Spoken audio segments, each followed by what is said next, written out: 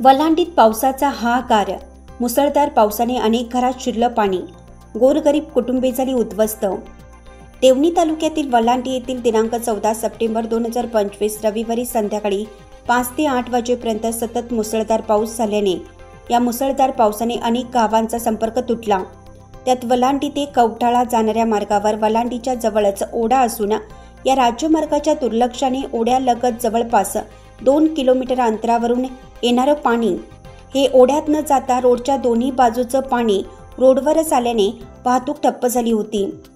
या रस्त्यावरून वलांडीत व्यापारी बाजारपेठेत कामावर येणारी कवठाळची जनता जवळपास 300 ते 400च्या वर असून ती जनता या रोडवर ठप्प होऊन बसली होती। जवळपास रात्री 9 वाजेपर्यंत पाण्याचा प्रवाह कमी झाला नाही, तर निलंगा उदगीर राज्यमार्गावर असलेल्या अनेक घरात रोडचे पाणी शिरलं आहे। हे पाणी राज्यमार्गाच्या दुर्लक्षाने या कुटुंबांच्या घरात पाणी शिरलं आहे। सदर कुटुंबे या राज्यमार्गावर काम करणाऱ्या मक्तेदारांना वारंवार सांगून देखील त्यांनी पावसाचं पाणी वाहून जाण्याची कोणतीच व्यवस्था न केल्याने हे पाणी घरे खाली झाली, रस्ते वर झाले आणि रोडवरचे पाणी सरळ घरी आले। यासाठी गोरगरिबांचे कुटुंब उद्ध्वस्त झाले आहे। तर वलांडीतील छत्रपती शिवाजी महाराज चौक ते डॉक्टर बाबासाहेब आंबेडकर चौक या मुख्य रस्त्यावरील एक छोटासा ओढा आहे। त्या ओढ्याच्या पावसाचे पाणी वाहून जाण्यासाठी कुठलीच व्यवस्था न केल्याने तो मुख्य रस्ता बंद झाला होता। या मुख्य रस्त्यावर जवळपास 3 ते 4 फूट पाणी वाहत असल्याने या रस्त्यावरून कोणीही जाण्या येण्यासाठी आपली हिंमत दाखवली नव्हती। सदर रस्ता जवळपास 4 ते 5 तास वाहतुकीसाठी अतिधोक्याचा झाल्याने या रस्त्यावरून जाणं येणं बंद झालं होतं। वलांडी येथील वॉर्ड क्रमांक 4 मध्ये रस्ते वर झाले आणि घरे खाली झाली। त्या घरांचे पाणी जाण्यासाठी नालीची व्यवस्था नसल्याने पावसाचं पाणी घरात शिरलं असल्याने गोरगरीब जनता यापासून त्रस्त झाल्याने एका कुटुंबातील व्यक्तीने आमच्या प्रतिनिधीला व्हॉट्सअपवरून प्रतिक्रिया पाठवली व प्रत्यक्ष पाहणी करण्यासाठी येण्याची विनंती केली।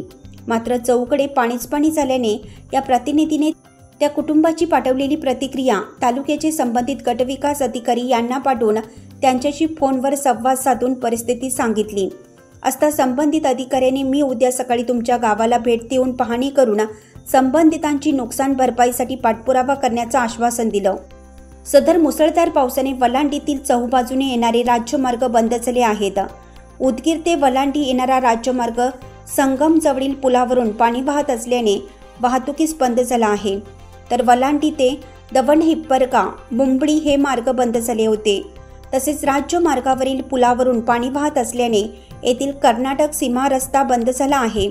तर निलंगा उदगीर राज्यमार्गावरील मांजरा धरणाचं पाणी वाढल्याने रस्ता बंद होण्याच्या मार्गावर असून आपल्या सुरक्षिततेसाठी वाहतूक न करण्याचं आवाहन संबंधित प्रशासनानं केलं आहे।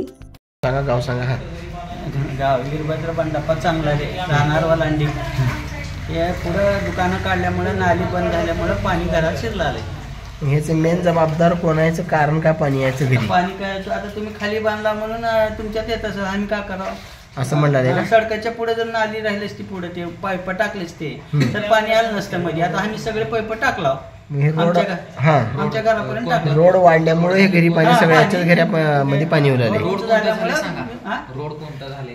रोड तुमच्या घरासमोरून रोड रस्ता कोणता गेलाय ते सांगा। निलंगा उदगीर रोड झालाय, उंच झाल्यामुळे हे घर खाली पडलंय। आता त्याला सांगितलं का तुम्ही अगोदर ह्याच्या पाणी उरले असं तसं म्हणून सांगितलं तरी त्याने काय ऐकायचं? त्याने म्हणलं पुष्टी ह्याचं जबाबदार कोण आहे? आता लोकल प्रशासन आहे का कोण? काय कोणाला माहित आहे? तो कोणाला विचारावं त्याचं त्याला तुमच्या घरी यायचं कारण काय आहे? कारण काय? हे रोड मोठी झाली। हे रोड मोठी झाल्यामुळे गुडघ्या एवढं पाणी आतापर्यंत घरी होतं। काय पूर्ण सामान समजा भिजून पोहलाले मध्ये काय संदूक हे शोकेस हे अलमारी आई वडिलाला वर बसवला इकडं पाणी भरत थांबला असं पाणी भरत थांबला खपना गेले का करा। हे रस्ता कोणता आहे? हे समोर गेलेला रस्ता कोणता आहे तुमचा? हे निलंगा उदगीर राज्य मार्ग। आता 5 वर्ष झालं, हे 5वा वर्ष आहे। जसं रोडचं काम चालू झालंय प्रत्येक वर्षाला गुडघ्या एवढं पाणी पावसाळ्यामध्ये असं आमच्या घरी राहतं। तुम्ही रोडवाल्याला काही बोललो नाही का? बोललो करीम लालाला, ते रोडचे गुत्तेदार त्याला बरेच वेळेस सांगितलो, बाबा इथं तू का केलास? 5 टिप्पर खडक घातलास आणि रोड ते उंच करून घेतलास ते समजा पाणी अडूनसनी माझ्या घरामध्ये इकडे घुसलालंय. इथं पाईप घाल म्हणून त्याला बरेच वेळेस म्हणलो मी, ऐकायची भूमिका नाही. ह्याचं जबाबदार कोण आहे आता मेन? मग प्रशासन कोणतं? लोकल प्रशासन आहे? ग्रामसेवकला मी अर्ज दिलेला, माझ्याकडे अर्जाची पावती सुद्धा आहे सही शिक्क्यासोबत. मग सरपंच साहेबालाही बोललो मी, साहेब माझ्या घरामध्ये पाणी चाललंय. तर सरपंच साहेब म्हणले मी करीमलालाला गुत्तेदारला सांगून तिथं पाईप घालायला लावतो म्हणले. मला घालतो म्हणण्यामध्ये 5 वर्ष झाले, अजून पाईप आलं नाही. इकडून कुठून येऊ लागले पाणी? आता रोडचं पाणी मध्ये येऊ लागलंय. पूर्ण रोडचं पाणी असं मध्ये आहे समजा घरामध्ये. हो का पूर्ण हे घ्या सामानाचं? हो काय हे सामान बघा, घ्या. हो काय पूर्ण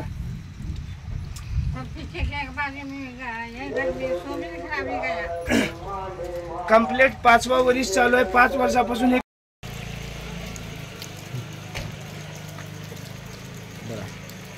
मी गणेश दिगंबर चव्हाळे.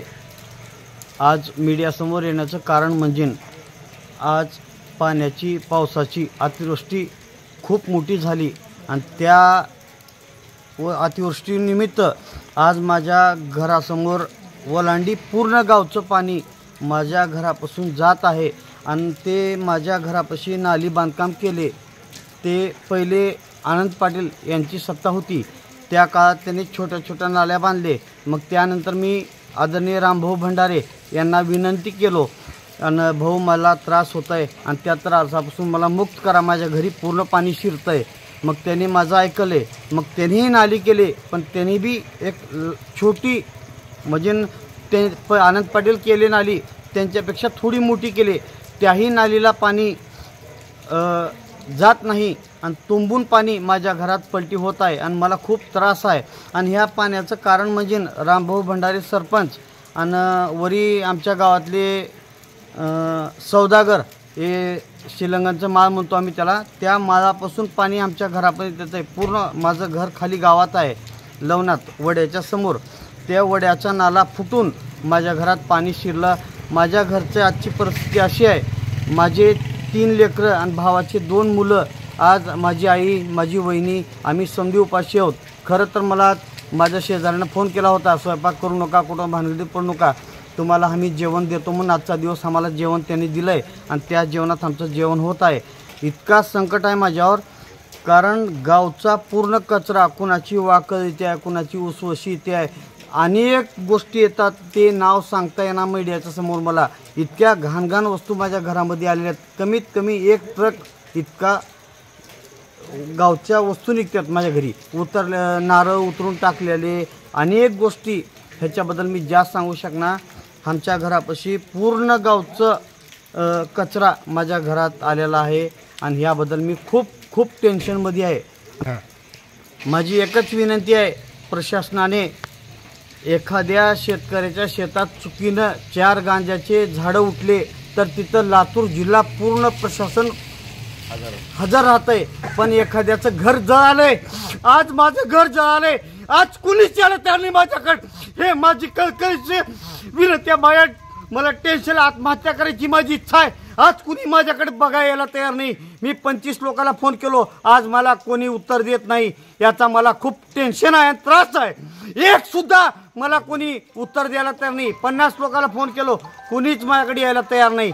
आज माझं घर रस्त्यावर आहे. आज लेकरं, मी, माझं भाऊ असं बाहेर झोपायच्या परिस्थितीत, झोपायची जागा नाही. मी आज चिवी आहे. 10 वाजल्यात मी जेवण केलो नाही. मला इतका त्रास आहे. विस्तार न्यूज महाराष्ट्रासाठी संपादक अजित सौदागर. चालू घडामोडी पाहण्यासाठी विस्तार न्यूज पाहत राहा आणि विस्तार न्यूजला सबस्क्राईब करा. धन्यवाद.